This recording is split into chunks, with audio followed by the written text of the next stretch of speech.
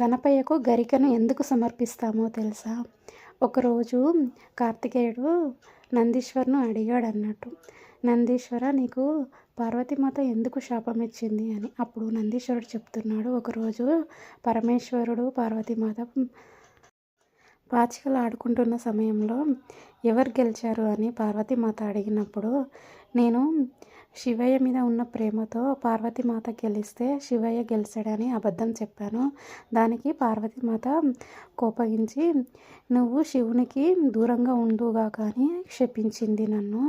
అప్పుడు శివయ్య, దేవి, నంది నా మీద ఉన్న ప్రేమతో ఇలా చెప్పాడు, తనని నువ్వు ఆగ్రహించకూడదు, తనకు శాప విముక్తిని ప్రసాదించు అని స్వామి కోరగా, అమ్మ పార్వతీమాత నన్ను గణేశుని పూజించమని చెప్పింది.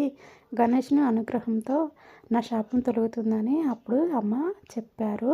ఆ రోజు నుంచి నేను గణేశుని ప్రతిరోజు పూజించి రోజు నైవేద్యం పెట్టేదాన్ని.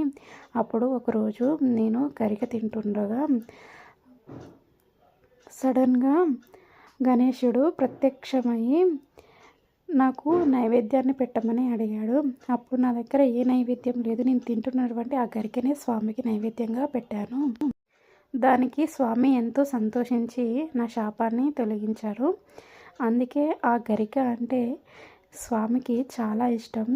ఎవరైతే భక్తితో సమర్పిస్తారో వారికి స్వామి కరుణ పూర్తిగా లభిస్తుంది.